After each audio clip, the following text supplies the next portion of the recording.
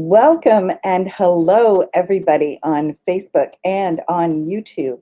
I'm Gail Hanlon, and this is Everything Homeschooling. I prefer the term home education or home learning, but homeschooling is what most people understand. So, welcome. My other favorite word for what we do is liberated learning. And so that's the way when we have the opportunity as parents to help our children learn in the best possible way for them, and we have that freedom, we can help everybody grow. I am looking so forward to today's show. We have a fabulous guest, and I just can't wait to get into our interview with her. But first, I just want to say, if you want to take the time right now to share on your own page that you're participating in this, you're welcome to start a watch party as well. Really, this works best when people engage. We want to have your questions, your concerns, your thoughts, your challenges, and your successes. Tell us what you're dealing with, because you have to know that you are not the only one out there. As we see hundreds and hundreds to thousands of people flocking to the homeschooling groups on Facebook, also on Reddit. It's blowing up everywhere. I recently heard on the radio that in Etsy, the biggest search term is now homeschooling, or desks, or signs for back to homeschool. Those are the most searched terms on Etsy. So if you have a business on Etsy, you're blowing up as well. I know it. Also, TikTok. It may not be everybody's favorite platform, but TikTok has instituted a Learn on TikTok hashtag, and boy, people are using it. You don't have to be, if you want to watch all the dances and everything, have fun. But if you want to learn things, use the search button. I look up embroidery, I look up homeschooling, I look up unschooling.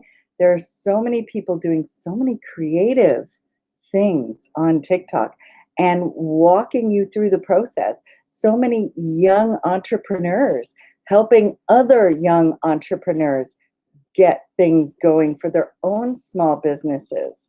It's really, there are places that you can look for on TikTok that will not make you cringe.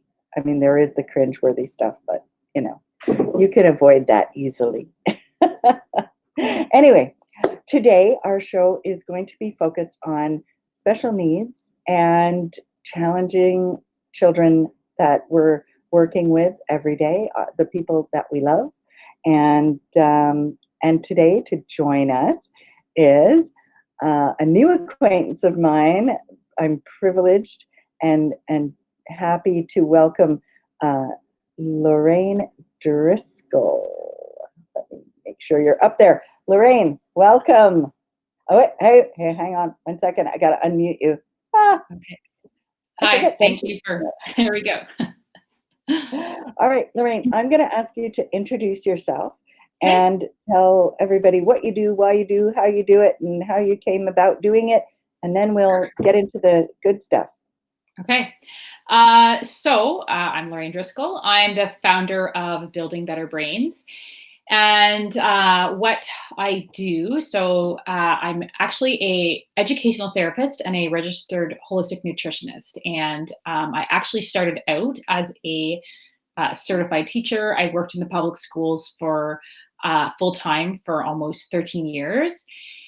Early in my career, I really wanted to pursue holistic nutrition, and people thought I was crazy, but I was teaching and doing that training at the same time.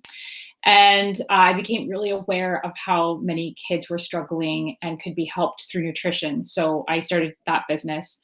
And then I became very frustrated with the public school system and how I felt like there was a whole lot of kids that were slipping through the cracks.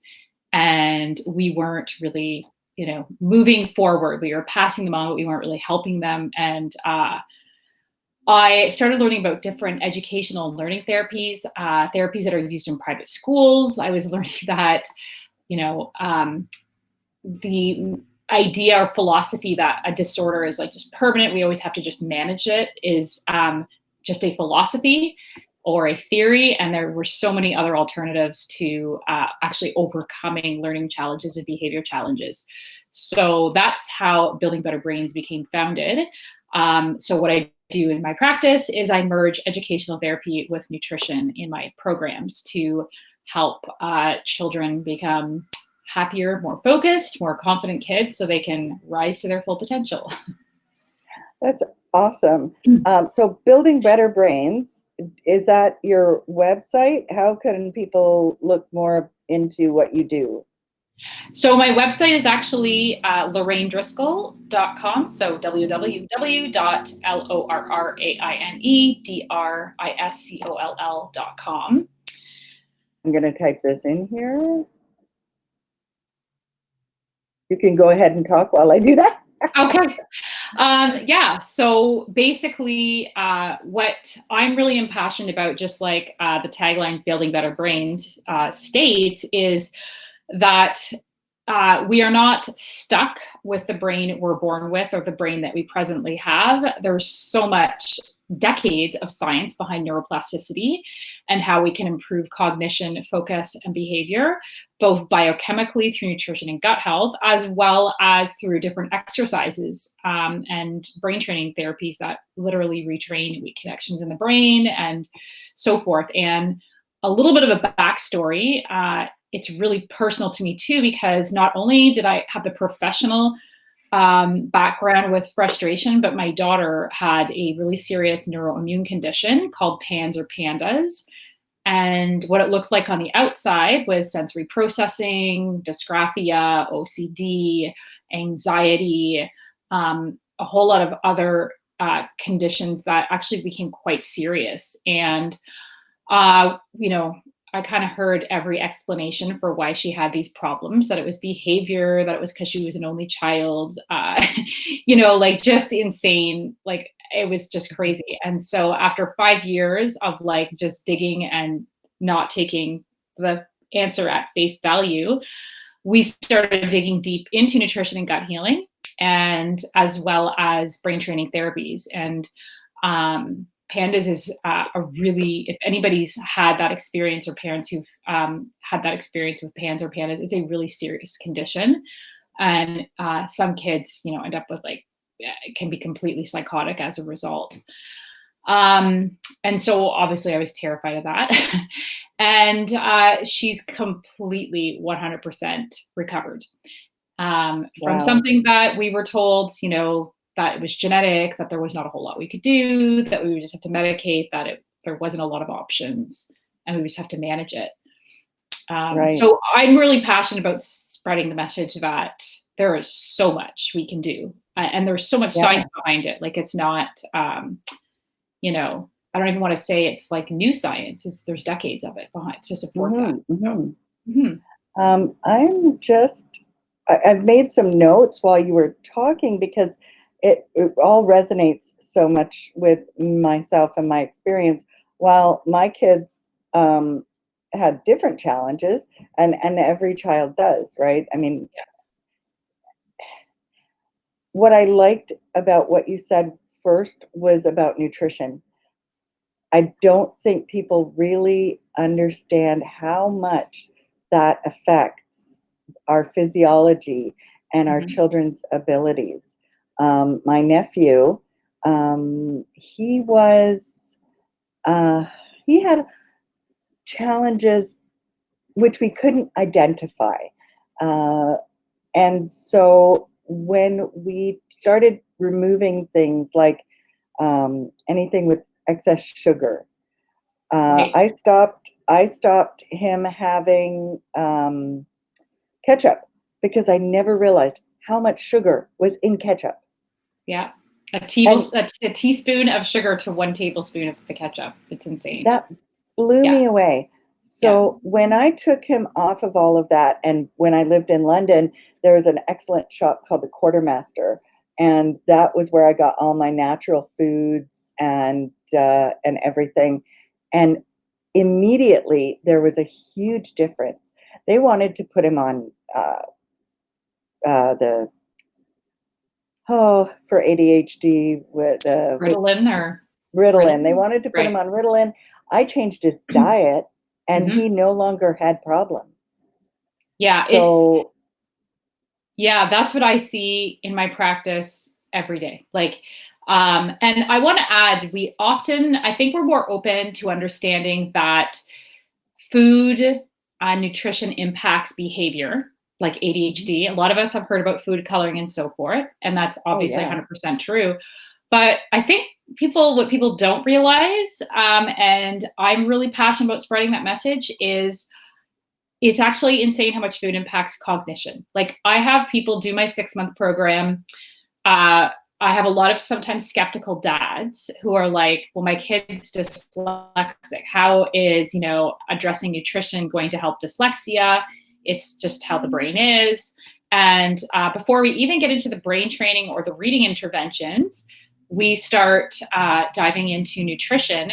And I have like several instances where the teacher said, what tutoring program is he in? The reading has improved so much. And all the parents have done is worked on nutrient therapy, addressing possible food sensitivities, gut healing, and then we do the brain training, and it's phenomenal. So, um, Mhm.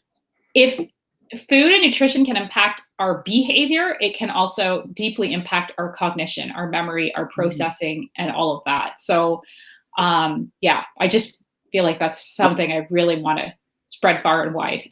It is enormous, and then of course people will have the issue that good food or better food costs more, and Right. so it's more of a challenge. So, for instance, I did have that issue with my youngest because she's now 20, but when she was 2, we moved into a century-old house that, unbeknownst to me, had black mold, and Oh, good. she got the black mold in her gut, and so she couldn't keep food down. She was throwing up everything that she ate in a whole week. So Yeah. just nothing. And she was turning gray physically. Hmm. And I was Yeah. having to take her into the hospital all the time. She Yeah. lost a quarter of her body weight in Wow. 1 month. Wow. Um, yeah, she was 3. She went Yeah. from 39 pounds to Wow. 29 pounds. Wow. And Wild. she was not fat to begin with. She was not a chubby baby, Hmm. but it we could have lost her if so it Yeah. wasn't for somebody who walked into my house and said, "Hmm, have you thought about it being mold?" No doctor would say that, right? So I stopped I giving her anything that would feed the mold. Right. And Yeah. so it turned out that she could not have any yeast or refined sugars Hmm. or colors, preservatives, nothing. And this is 20 years ago, 18 years ago. There was no, organic section of the grocery store. Right. Um, yeah. So, That's but incredible. Sorry. Go ahead. no, it's okay. Because just, she didn't want to read, but her sister was kind of doing a lot, and Yeah. so she didn't wanna I guess she didn't wanna be compared, but at 6, even though she hadn't really done much reading or writing or shown any interest in doing anything academic, Hmm. she just started writing out of the blue. She Wow. had been able to, but she didn't want Yeah. anybody to know. That's So, phenomenal, Gail, because that's actually one of the triggers that caused the neuroimmune condition with my daughter was mold in a previous home. mm, oh, It's why we wow. moved. So I Yeah, totally get your journey. It's incredible what yeah, different factors that can affect. Like I had one family, the whole family had mold toxicity, didn't know it at the time, and all three kids had learning delays, and one had autism. And when they found out there was mold in the house, they started addressing that, and all of the kids almost completely improved. yeah, And they were told, well, obviously, like all three, this is genetic. So just because something, all of your kids or most of your kids are being affected, does not mean that it's genetic. Like that's right. another thing that I really want to spread far and wide is there's sometimes it's an environmental thing that's running in the family. Mhm. Um, so yeah, really don't just stop at the surface level labels and so Yeah. forth. Dig deeper. And I don't want to leave it at that. I mean, I started her because the doctor said if she didn't um, get regular exercise, her muscles would atrophy. Mm-hmm. So I started her in ballet. She's done 12 years of Russian ballet. At around Wow. 13 years old, I started her at three, well, six, she started ballet because it took her 3 years to gain back that quarter of her body weight that she Yeah. lost. Right. So 3 years to gain back 10 pounds. Yeah. Yeah. So then she was doing ballet for 12 years. Um, I was homeschooling her, Yeah. basically unschooling because that's Yeah. what works best Yeah. with kids that have different needs. You Yeah. really have That's to right. just be attentive and Hmm. really get to know who they are, how they Yeah. learn, and how best to help them. Hmm. Trying to follow somebody else's plan Yeah. is, in my experience, it's just caused more frustration and more stress than Hmm. anything else because you're trying to live up to somebody else's expectations instead Exactly. of trying to help your child be better today than they were yesterday. Yeah. You know, 100%. um, the other thing that came to my mind when you were talking was, and since I'm doing some more talking, I don't want to make you feel uncomfortable there. That's okay. um, was and this actually was on TikTok. A young girl who's a copywriter was saying how much uh, criticism she got for talking or writing above people's heads. Like her, when you talk about Wow. dumbing down language Mm. and things like that, I notice it with the curriculums that I get to look at. Um, there's an expectation that when you're writing anything for anybody in the public, it should be at a no more than grade 8 level Right. Yeah. because they want to catch everybody. Yeah. But that's so frustrating Yeah. for people who are intelligent, who are intellectual, and Hmm. especially kids. Right. Um, the daughter that I was talking about, she decided to go to college at 17. She just turned 17. Wow. She took the mature student test because what a lot of people don't know is that if you are not homeschooled, you have to wait till you're 19 or 21 to take it. But Oh, if you're really? homeschooled, yeah, if you're Okay. homeschooled, you can take it anytime between, like, Wow. I've had 12-year-olds get into Fascinating. university. I Oh my goodness. um yeah, and so she took the test. She was really apprehensive because she'd never written an essay. She'd Hmm. never done an exam and Yeah. she'd never been to school. So she was like kind of concerned about what it was going to be like. And we just said, hey, there's a free rewrite. Hmm. You don't do well the first time, you know what it's like for the second time. It's all good. Yeah. Exactly. That being said, she had been accepted to all three programs that she applied to before she ever took the mature student test. Wow. So I don't know how that worked, but it Hmm. did. Yeah. Um, so she went in, it was a 4.5 hour test. She wrote for 2.5 hours, Hmm. came out with a big smile on her face. That was fun. She loved it. She had Awesome. She absolutely adored it. And Yeah. then she got a call 3 hours later telling her she had a 90 Wow. on Incredible. the test. Yeah. So, you know, there can be obstacles in our lives and in our Hmm. kids' lives, but don't ever think that that's the end of, Yeah. that it's going to be like that forever. Um, Right. Yeah. My big thing is that limitations are there to rise above. yeah, Right. Like, yeah. absolutely. I Yeah. love that. Yeah. Yeah. So, um, the other thing was not taking things at face value, being able to look at our children and see the potential rather Hmm. than the challenges. Yeah. One of the things that um, Charles um, Solis from I had a TIA in 2011. I blame all of my lack of words for that on that. Okay. So Charles Solis from the Brain Fit Kids organization, um, he works out. Um, he works on the premise that you find what they're good at or what they Mhm. can do, Yeah. and grow from there. Exactly. So tell us more about the types of children that you work with and how parents can um, identify or start. What should they be looking for? Most of the time they do know something's wrong. Right. The first thing I say, every single mom that have worked with knew long before she got an actual diagnosis that something was wrong. Yeah.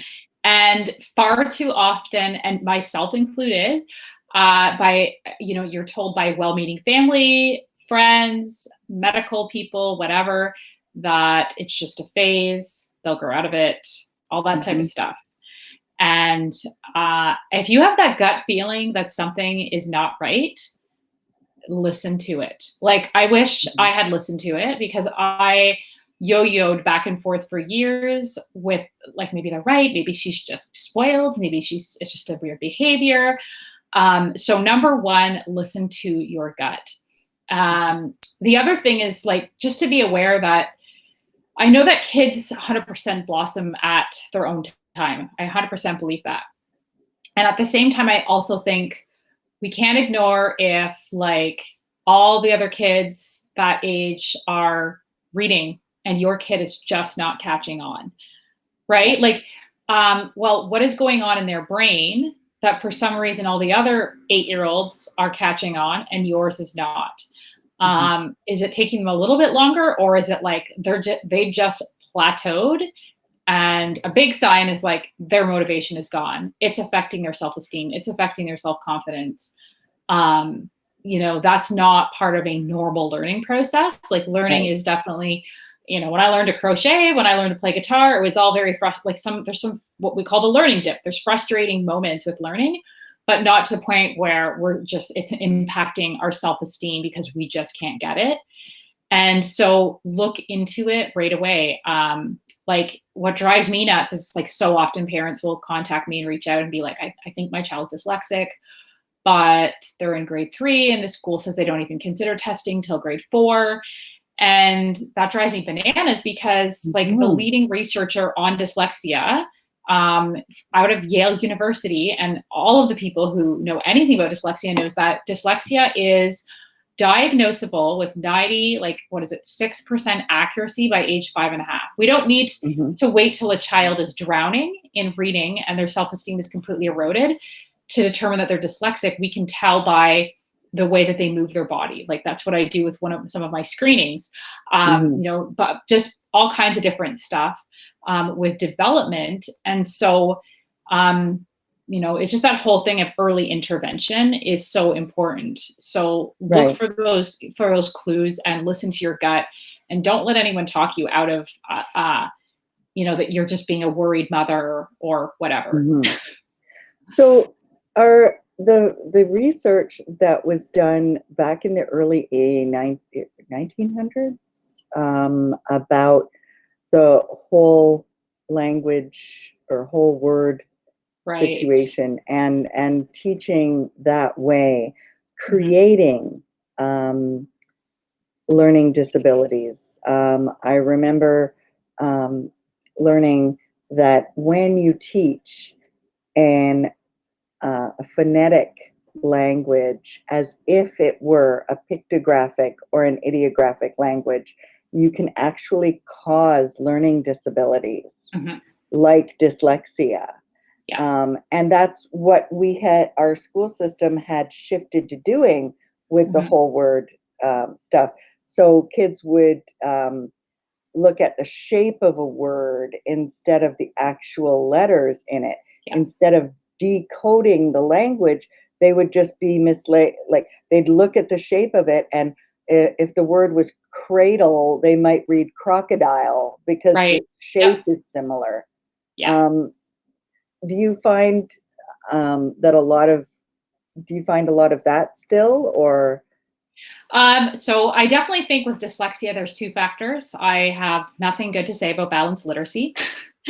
So that's teaching the whole word and like memorizing words and leveled readers. People in the past often learn to read from the Bible. yeah, And anyone who's read even a page of the Bible knows that is not an easy read. that's um, right. yeah. So if like 7-year-olds learned to read from the Bible and it was normal, it wasn't considered child abuse. Yeah, That's because they were taught phonics and they were taught you yeah, can read any word, you just break it down. And now what we have is we have children who get stuck at a reading level. Typically, they get stuck around grade 1 or 2 because hmm they can no longer break down the more complex words. It requires having a solid awareness of phonics. And what we've instead done is taught them to memorize words by reading the same book in a bag for a whole week. And so they've right. memorized the word dog, and then, like you said, they see the word, I don't know, something that's similar to dog, and they just Yes, guess. yes, Um, and even the whole thing of like, I remember in teaching, like the whole thing was, okay, when you start a novel study or you start a new book, whether they're in JK or grade 8, have them look at the book and make a prediction about what the book's about, and then have them look at the pictures to get an idea of what the story's about to help them read. And it's like, how is teaching them to look at the picture a method of learning to decode, right? Then, yes, yeah, that's inferencing. That's a great skill to learn, but it's yeah, not, should not be connected to early reading because we're going to create a lot of confusion. right. And I find when I'm doing reading in therapy, it's untraining. It's like untraining the child to no, don't look at the pictures. No, don't Yeah. do that. Like it's untraining all of the balanced literacy. It So I do so much of that. I do blend phonics and hooked on phonics and all of right. that. But my experience in that has been that total undoing what they've been taught. And Yeah. then they have this issue, especially if they're older. I got a 16-year-old who could not read.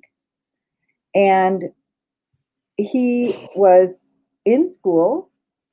He came to me because his parents were upset that he wasn't able to read, and Mhm. everybody just kept pushing him through the system. Yeah. So when he and I started, we started back from the beginning. The Yeah. letters of the alphabet, not even in the same order. They don't have to be in the same order. Exactly. Seriously. Yeah. But being able to know the sounds of the letters and then relate that to something logical and that makes sense. Mhm. Um, and I think everybody who loves Dr. Zeus might find his experiences a lot different than what they would expect, Mhm. um, because he was hired to write these children's books, and he was given a list of 200 or some odd like numbers of words, and Mhm. had to write a book with those words because those are the words that they were focusing on in the schools. Yeah. So that was how he was hired to write the Dr. Seuss books. Right. And he was livid because he could not come up with things that would work. And you know, Mhm. Cat in the Hat Interesting. was the biggest breakthrough for him. And Yeah. he hated writing those books Wow. because they were not realistic. And Mhm. even though we all love them, right? They're very Mhm. creative, but they were born from here's the word lists that we're teaching in the schools. We now need books that can help the kids relate to those sight words. Yeah. So, Yeah. yeah, No, see, the it's sight words just drives like it. Yeah. I can't believe. Well, I'm sure you've heard, right? Thank God there's now like basically inquiries and the right to read inquiries and so forth. yeah. Because that's what I remember. Like on 2 occasions, I was teaching a grade 8 class, and one kid told me, like, "Don't even waste your time." Like he said, I'll never learn to read. And another kid, I remember like saying it was September, and I said, I'm going to help you. Like we're gonna figure this Mhm, out. I'm going to help mhm. you read. And he looked at me, and I looked at him, and we both knew that wasn't going to happen. It's Yeah, like it, yeah. and it wasn't because I didn't want to. It's because I knew, first of all, classrooms in the public school system are just insane, right? And there was no time, and for me to Yeah. be able to help him the way I wanted to, it wasn't going to happen. And I feel like it's just criminal that there's so many kids being passed through, and Mhm. they can't read. Right. And group settings for kids like this 16-year-old that I was working with, there that would never have happened because it would be so uncool and he would be so Yeah. embarrassed. And that's where that guilt comes in. I don't know if you're Mhm. familiar with the Children of the Code. Um, I don't I'm think gonna so. I'm gonna put this. You'll love this. Okay. The childrenofthecode.org. I'm putting it up in the comments Cool. there. And sorry, it's from another um, one of my profiles that logged in on this platform. Um, so childrenofthecode.org, and it goes videos and videos of experts talking about how we got the alphabet that we have, why th makes the sound, Right. all Okay. like everything from Mhm. the origin of typeset, from Mhm. from everything going into and understanding that background can Mhm. help when you're looking at things and you realize, with that knowledge in the back of your head that this is where it came from, Yeah. it will give you more of an understanding of whether what you're looking at is really relevant or Right. valuable or Yeah. not, Yeah. right? Yeah. Um, so yeah, there's so much. Now I wanted to go on to talking about families who are homeschooling, especially families that are just starting homeschooling, and because there are so many of them, and so Right. many parents that are concerned, and if they themselves are compromised, and their children might be, and so they're not sending them to school, and perhaps they work full time. What type of options do you give to those parents who may need that extra help with special needs kids in homeschooling?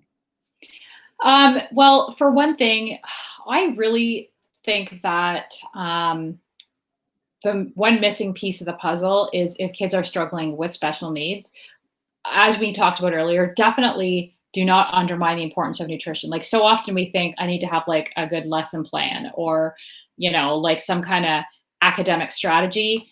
And for sure, like whatever those things can help. But first of all, set them up for success with like a really good diet. And then the other thing is I'm a really like I just it's part of my program. So obviously I really want to emphasize it's probably like similar to the brain fit exercises, but Mhm, the exercises that help to retrain the brain. And some of those can really just even settle kids down. mhm, Some of the parents I've worked with recently who are really stressed about that. On certain exercises or therapies you can do at home. You don't have to go see a therapist to do this to help settle down their nervous system to get them better focused. To help them improve their coordination because maybe they have like dysgraphia and really struggle with handwriting. mhm, So work on the actual brain training and ways to improve their cognition because sometimes it can just feel like if you don't do that, you're just like beating a dead horse.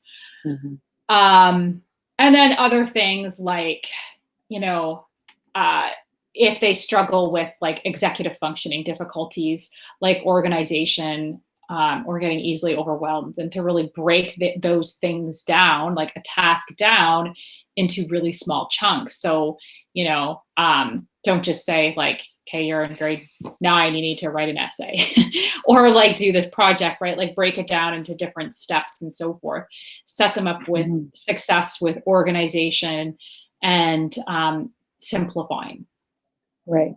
And I think it does. I was in an education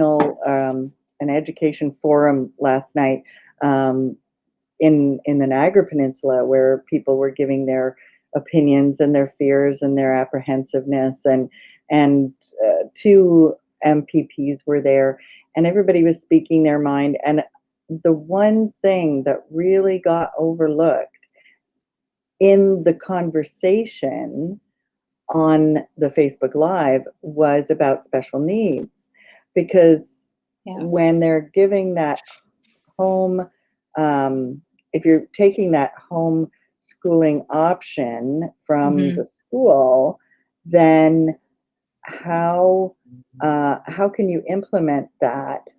Because it does not work for Yeah. most kids. Like one lady said, her son needs somebody sitting next to him when he does this, and she's not comfortable sending him to school, Yeah. but there should be somebody able to do that with Hmm. her son because she has to work, Yeah. right? So, and another lady said, yeah, I'm going to be going to work and leaving my 11-year-old and hoping he turns on the machine when it's time for his classes. Yeah. You know, Exactly. like Yeah. they're going to be on their own, but they don't have to be.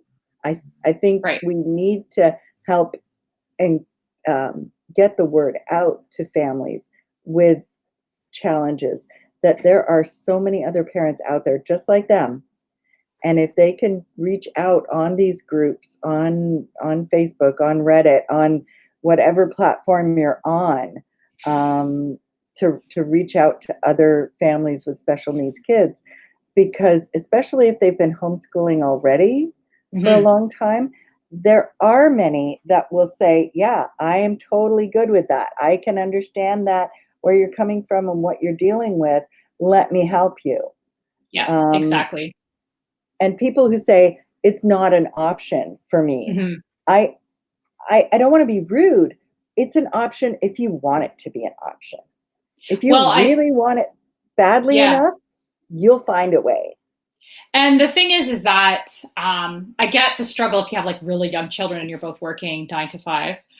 But Yeah. I also think that the problem is parents have this mindset that homeschooling means your child has to be doing school for 6 hours a day, right? Like, And and that's what the school expects, because they hear it's 300 hours a day, but what's crazy is they're or not minutes. doing Sorry, right. 300 minutes a day. Right. And that's the thing is like they're not doing 6 hours of work a day at school, right? There's all these No. transitions and breaks and everything else. Yeah. And I mean, how much class time today is like not used properly because of all these behavior issues and all kinds of other stuff, then um, like, well, this better than anyone, but like how few, what is it, like 2, 3 hours at the most, if they're older, right? Yeah. So, yeah.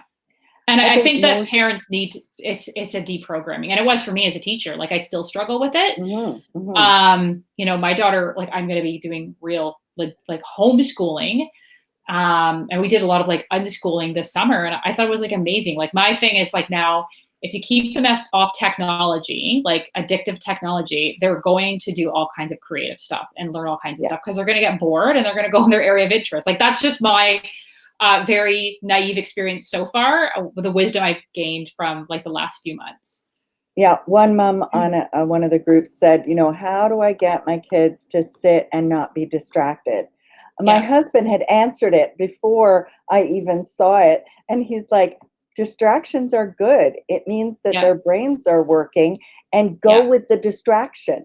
yeah, Support them in whatever it is that they're being distracted by, yeah, because it's more interesting and they'll remember it longer than they will the stuff you're trying to make them learn. exactly. Yeah. And that, I think, relates also to grade levels Hmm. and those structures. I mean, before the show, you were telling me you were reading, you just finished reading Dumbing Us Down by John Right. Taylor Gatto. Um, I have lent out so many copies of that and never gotten them back. Yeah. It is the go-to to understand a lot of the foundational things, Yeah. and that contributing to the stress. Like I said earlier, that's somebody else's um, idea of what your children should know at a certain age. But Right. there is no one right group of things that anybody should know at a certain age. Exactly. That's artificially created.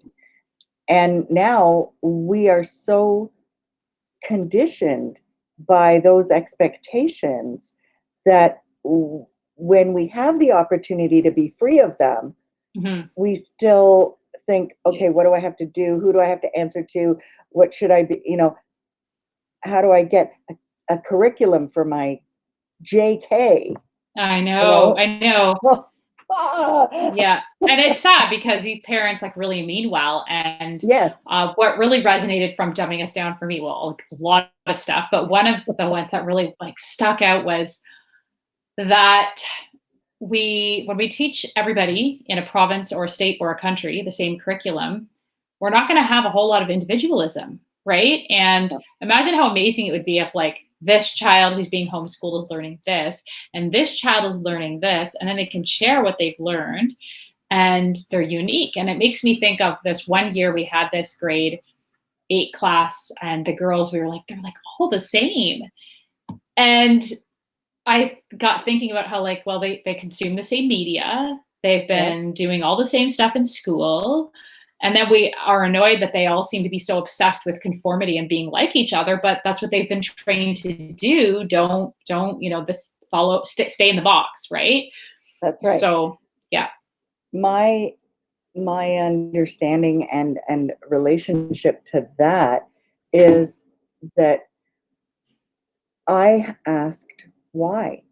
If that's the way it is, how did it become that? Right? Exactly. Yeah. And so I found another book which you might enjoy as well. It's called The School Promoters. It's by Okay. Alison Prentice. It was Okay. done, she wrote it in 1977. Okay. And to the best of my knowledge, she's still a professor at the University of Vancouver, um, whatever, Victoria, I'm not sure which one, but um, she researched all of like the letters and personal papers of all the people that were promoting this idea or this concept of government funded Right. education and Right. government controlled education. Hmm. So Yeah. the things, because I don't know a lot of people probably don't know that we've only had government funded schooling since 1871, and Hmm. that's only 150 years. Hmm. um, so yeah, it's kind of scary that we don't know what happened before that. Right. um, and although it was a different climate, right, a different world that they Hmm. lived in, Hmm. we have to look at that. Like, okay, so in that book, it describes, because it's specifically about Southern Ontario, Toronto, Hamilton, Niagara, Hmm. that Yeah. core of where people were living. And the essence was that in the United States, which we always copy everything that they do, you Yeah. know, Yeah. back in the day, I used to be able to say, give it 10 years, we'll be doing what they were doing. Yeah. Now, because of the internet and everything like Oh, that, yeah. it's give it a second and we'll be doing the same thing that they're doing. So Exactly. the mover and shaker in the United States was Horace Mann, and Okay. he helped institute government schooling in the United States, what they were in 1840s. So from dumbing us down, it Mhm. started in 1818 in Yeah. Prussia, right? Right. And Yeah. then Horace Mann went over there, saw it, thought, hey, that's great, let's do it over here, brought it over to the US. Then in 1841, government schooling was started in the United States, and Yeah. it actually happened that they went door to door with bayonets, Oh my God. extracting Right. Yes. extracting Remember children this. from the homes Hmm.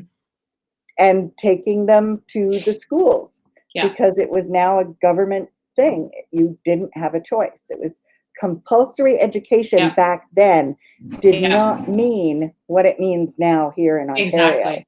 Yeah. Um, so then we got it in 1871, and if you look at the landscape of what Canada was at the time, all in different people from different countries coming here, the New World, you know, they're Hmm. all different. They're all different faiths. They're all different languages. They're all different Hmm. ideas of how people should live. And here we are trying to build a cohesive country Hmm. that basically thinks and acts alike so that we can be a strong nation. Yeah. What did they need to make Canada a strong nation? They needed everybody to think and act alike. And the only way they could do that was through government schools. That's right. Yeah. And that's why we see what we see now. Hmm. So if you don't know that history, if you don't understand that, then you don't know how we got in this mess in the first place. Yeah. And it's like so many books I've read where they talk about, or even homeschoolers I've talked to, and how much, like my husband, for example, got a new job. He's a director of a big company, and they asked a friend who's homeschooling his children, said to him, and how much did like grade 3 and 4 like social studies and science help you with your job today? You know, like just kind of making fun of how we think that they need to learn all of this stuff. And it's like, who remembers like half of it, right? Like even when I was teaching grade 7 social studies, I'd be saying to the kids, well, we're not learning this because I think you're gonna remember like New France. Like I had that awareness even as a teacher who still was very much in the system at the time, that I said, we're going to learn about this so that we can develop some skills as a result of learning this. Like I knew they weren't going to, you know, hold on to that for very long. And it's like, we don't seem to understand, like, we seem to think like the brain is a bucket. We just got to fill it with all this stuff and somehow we're going to retain it all. It's really important. And it's like half of it's not like, you know. I love having this conversation with other people because I see the same ideas that I had, just explained in a different way. And I think everybody would be able to relate to that. And if you're watching live now, and I see that there are 9 or give and take more people watching live now, please don't hesitate to comment, ask a question, let us know you're here, and we're happy to engage with what your experience is and what your understanding is. So my understanding of what you just said was when it was one of those aha moments, without the cute cartoon musical part, was the how can you expect one person, um, okay, so how it came down was I was in a school where there wasn't semesters, so it was 8 classes a day. Right. So I had 8 different teachers Right. every day. Yeah. So my what didn't compute for me was that I had to go to each one of those 8 classes and be expected to understand, retain, and, you know, be able to comprehend Hmm. completely Yeah. all of those subjects Hmm. in that day. Yeah. So, but I'm going to 8 different people for that information. How is it that they expect one child Hmm. to learn, retain, and that all that information from 8 different people when you need 8 different people to teach it to you?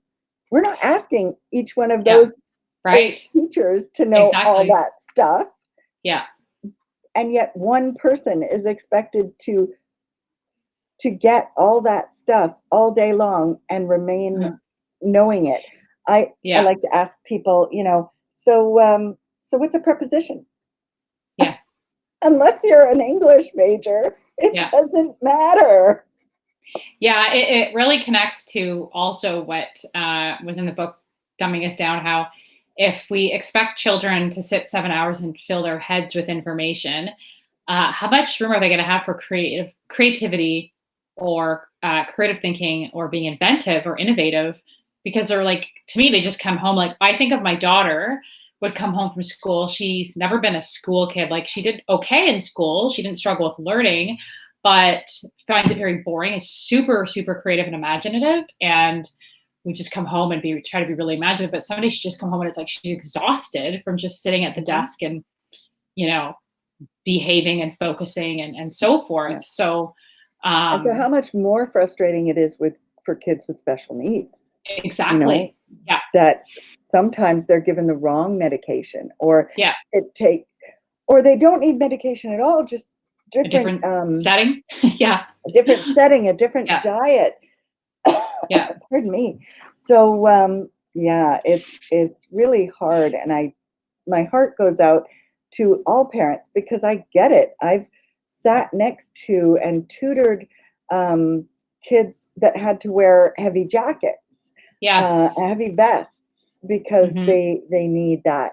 Hmm. Um, I've had a student that had Tourette's, Yeah. and it was funny because my daughter was quite, I'm going to say she was quite beautiful because she's my daughter, but she would come into the room and you could see his Tourette's Right. because he would start spinning around in a Yeah. circle Yeah. because whenever he saw a pretty girl, he'd start Yeah. spinning around. Right.